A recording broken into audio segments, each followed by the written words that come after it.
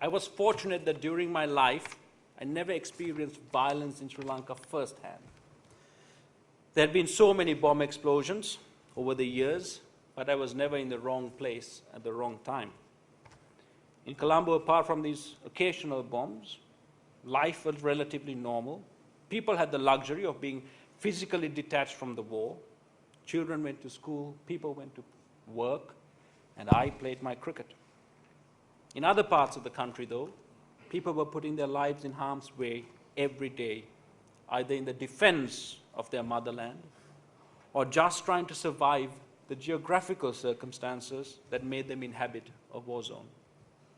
For them, avoiding bullets, shells, mines, and grenades was imperative for survival. This was an experience I could not relate to.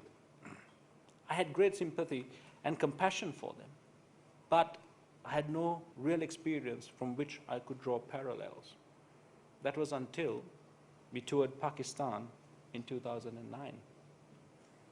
We set off to play 2 tests in Karachi and Lahore. The first test played on a featherbed, passed without great incident. The second test was also meandering along with us piling up a big first innings when we departed for the ground on day 3. Having been asked to leave early, instead of waiting for the Pakistan bus, we were anticipating a hard day of toil for the bowlers. At the back of the bus, the fast bowlers were loud in their complaints.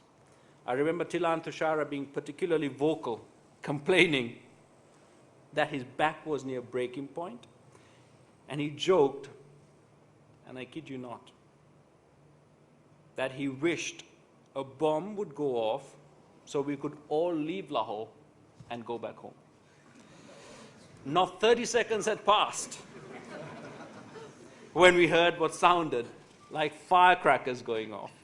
Suddenly a shout came from the front, "Get down, they are shooting at the bus." The reaction was immediate. Everyone dived for cover and took shelter on the aisle or behind the seats. With very little space, we were lying on top of each other. Then the bullets started to hit.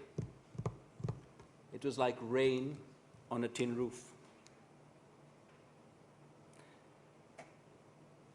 The bus was at a standstill, an easy target for the gunmen. As bullets started bursting through the bus, all we could do was lay still, stay quiet, hoping and praying to avoid death or injury.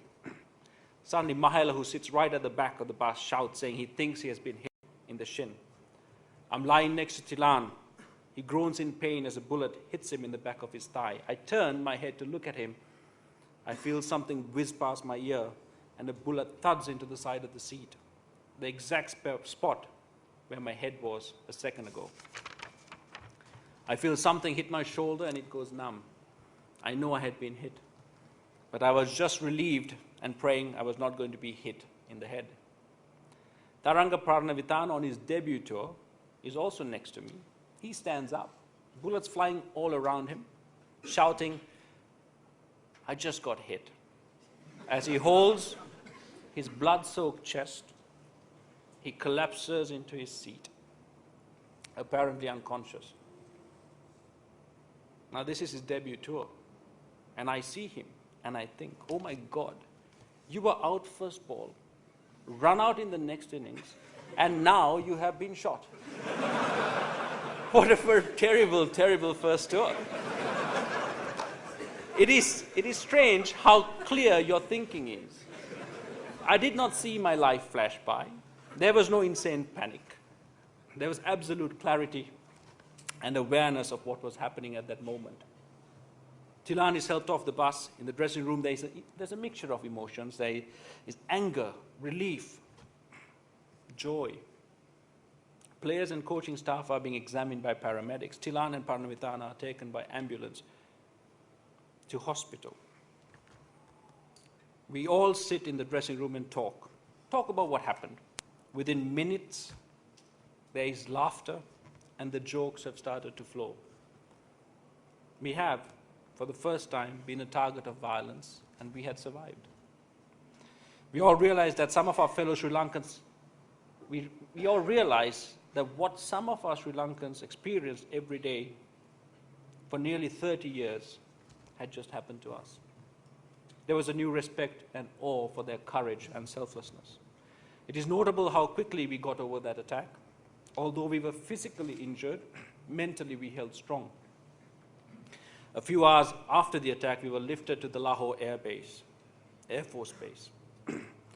Ajanta Mendes, his head swathed in bandages after multiple shrapnel wounds, suggests a game of poker. Tilan had been brought back sedated but fully conscious to be with us, and we make jokes at him and he smiles back. We were shot, grenades were thrown at us, we were injured, and yet we were not cowed. We were not down and out. We are Sri Lankan, we thought to ourselves, and we are tough, and we will get through hardship, and we will overcome because our spirit is strong. This is what the world saw in our interviews immediately after the attack. We were calm, we were collected and rational. Our emotions held true to our role as unofficial ambassadors. A week after arrival in Colombo from Pakistan, I was driving in Colombo and I was stopped at a checkpoint. A soldier politely inquired as to my health after the attack.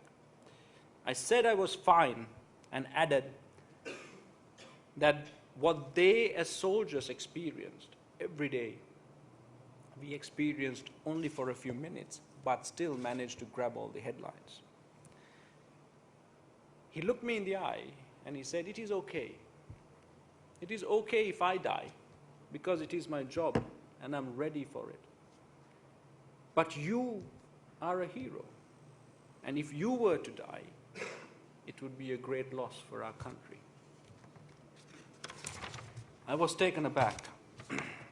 How can this man value his life less than mine? His sincerity was overwhelming.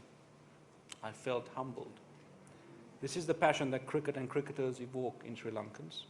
This is the love that I strive every day of my career to be worthy of.